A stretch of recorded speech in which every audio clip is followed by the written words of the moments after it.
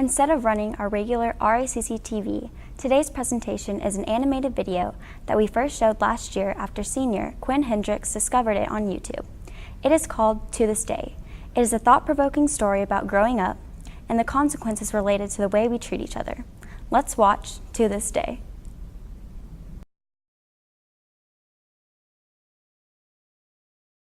When I was a kid, I used to think that pork chops and karate chops were the same thing.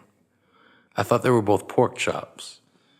And because my grandmother thought it was cute, and because they were my favorite, she let me keep doing it. Not really a big deal. One day, before I realized fat kids are not designed to climb trees, I fell out of a tree and bruised the right side of my body. I didn't want to tell my grandmother about it because I was scared I'd get in trouble for playing somewhere I shouldn't have been. A few days later, the gym teacher noticed the bruise and I got sent to the principal's office. From there, I was sent to another small room with a really nice lady who asked me all kinds of questions about my life at home. I saw no reason to lie. As far as I was concerned, life was pretty good. I told her whenever I'm sad, my grandmother gives me karate chops.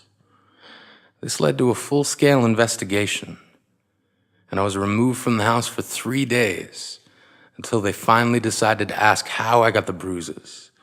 News of this silly little story quickly spread through the school, and I earned my first nickname, Pork Chop. To this day, I hate pork chops. I'm not the only kid who grew up this way, surrounded by people who used to say that rhyme about sticks and stones. As if broken bones hurt more than the names we got called, and we got called them all.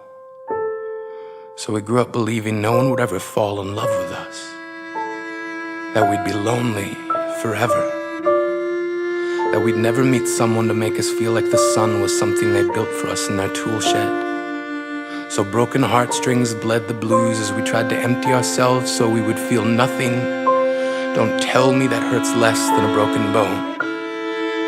That an ingrown life is something surgeons can cut away, that there's no way for it to metastasize, it does. She was 8 years old. Our first day of grade 3 when she got called ugly. We both got moved to the back of class so we would stop getting bombarded by spitballs.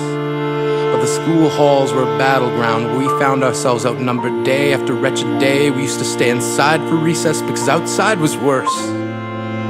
Outside we'd have to rehearse running away or learn to stay still like statues, giving no clues that we were there in grade 5. They taped a sign to the front of her desk that read, "Beware of dog."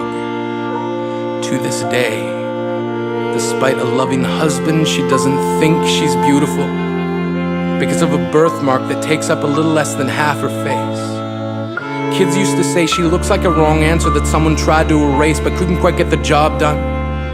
And they'll never understand that she's raising 2 kids whose definition of beauty begins with the word mom. Because they see her heart before they see her skin. Because she's only ever always been amazing. He was a broken branch grafted onto a different family tree. Adopted. Not because his parents opted for a different destiny. He was 3 when it became a mixed drink of 1 part left alone and 2 parts tragedy. Started therapy in 8th grade, had a personality made up of tests and pills, lived like the uphills were mountains and the downhills were cliffs, 4/5 suicidal, a tidal wave of antidepressants, and an adolescence being called pauper.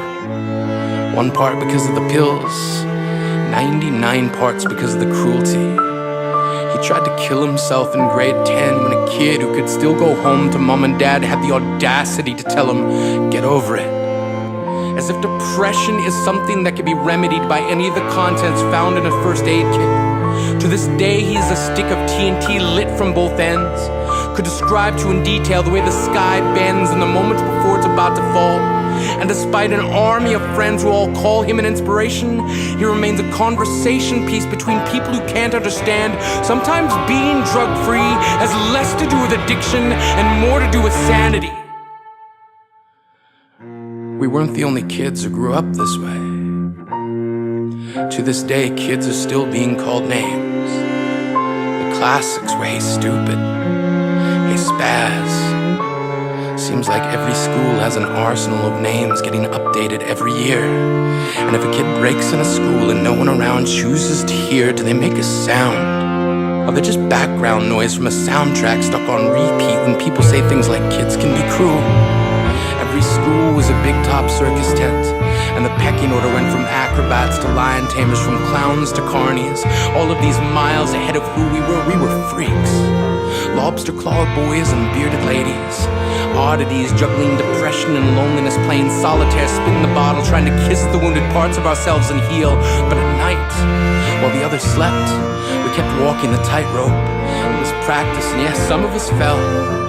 But I want to tell them that all of this is just debris left over when we finally decide to smash all the things we thought we used to be. And if you can't see anything beautiful about yourself, get a better mirror. Look a little closer. Stare a little longer.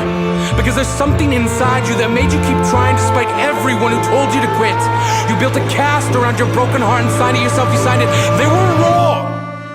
Because maybe you didn't belong to a group or a clique. Maybe they decided to pick you last for basketball or everything. Maybe you used to bring bruises and broken teeth to show and tell but never told. Because how can you hold your ground if everyone around you wants to bury you beneath it? You have to believe that they were wrong. They have to be wrong. Why else would we still be here? We grew up learning to cheer on the underdog because we see ourselves in them. We stem from a root planted in the belief that we are not what we were called. We are not abandoned cars stalled out and sitting empty on some highway. And if in some way we are, don't worry. We only got out to walk and get gas. We are graduating members from the class of We Made It. Not the faded echoes of voices crying out names will never hurt me. Of course, they did. But our lives will only ever always continue to be a balancing act that has less to do with pain and more to do with beauty.